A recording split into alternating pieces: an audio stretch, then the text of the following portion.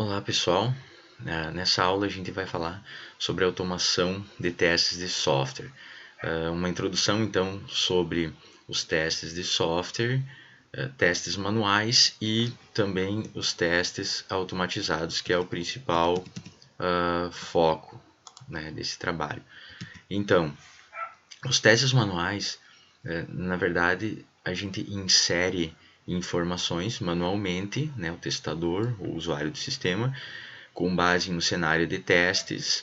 Por exemplo, vou testar um login e senha de um e-mail, vou inserir essas informações incorretas e ele não pode entrar no sistema, não pode entrar nesse e-mail. Se entrar, é porque tem alguma coisa errada.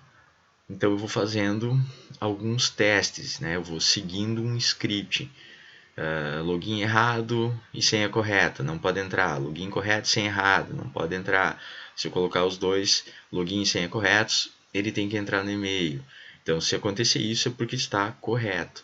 É uma forma de testar manualmente, é um teste muito rápido, porque são poucas coisas a serem testadas. Então, o teste avalia se esse software está fazendo o que ele tem que fazer e da forma correta, né? O teste manual também pode avaliar o design, as funcionalidades, o desempenho do software, né? Então ele é muito útil quando não se pode automatizar o teste ou quando o software é muito pequeno, ou seja, não vale a pena automatizar porque você demoraria muito mais tempo para automatizar do que para testar o software. E os testes automáticos ou automatizados, eles são pré-programados, né, são executados automaticamente. Então, você também cria um script, insere os dados, e esses dados vão ser comparados com o que o software deve ser retornado.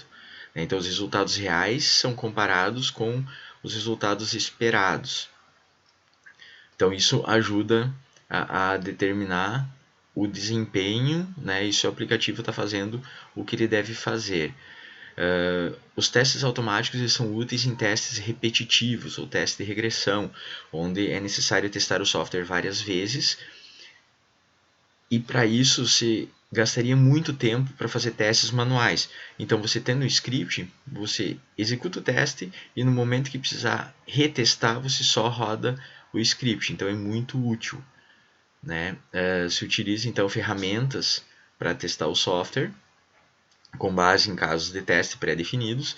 Isso tem um custo de criação de 25 a 30% do valor do projeto, né? Então, seguindo cenários de teste.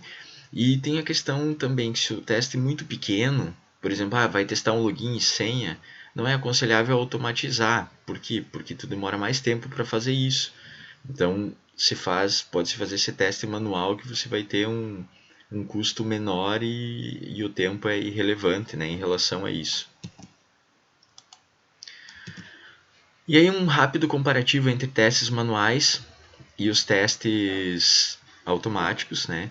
Então os testes manuais têm baixa velocidade de execução, os automáticos são muito mais rápidos, né? O manual é repetitivo e cansativo, os automáticos não, né? O manual não exige tecnologia, porque você vai inserir informações e vai receber um resultado, então não precisa tecnologia, é só saber o que você precisa esperar de volta.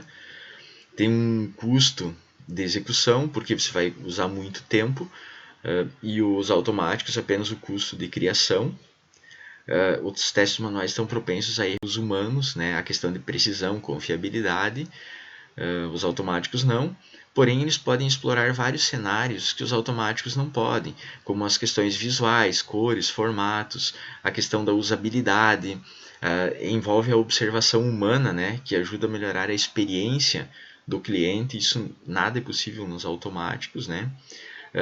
E é indicado quando os testes são executados uma única vez ou duas, poucas vezes. Quando é repetitivo, então, deve-se usar os testes automáticos. E aí então, em relação aos testes estáticos e dinâmicos, o teste estático é a análise estática, o chamado teste caixa branca, onde se tem uma análise do código, né? Então você tem acesso ao código fonte e vai analisar esse código, né? Ele verifica boas práticas em relação ao desenvolvimento do código também. Existem ferramentas para análise de teste automático. O Find Bugs, por exemplo, é uma ferramenta que faz isso. E o teste dinâmico é o chamado teste caixa preta, que tem o objetivo de validar o sistema através da sua execução. É o método tradicional, né? Você insere dados, executa e confere com os dados que são esperados na saída do sistema. Se estiver correto, está tudo certo. Você não tem que corrigir os bugs. Então, é importante considerar que a análise estática e dinâmica se completam, né? O teste caixa branca e caixa preta, eles são complementares, né? Eu vou fazer um e é suficiente. Então, o importante é realizar os dois tipos de teste, né? Então, basicamente seria isso. É mais uma espécie de introdução em relação a esse assunto, tá? Até a próxima aula, então.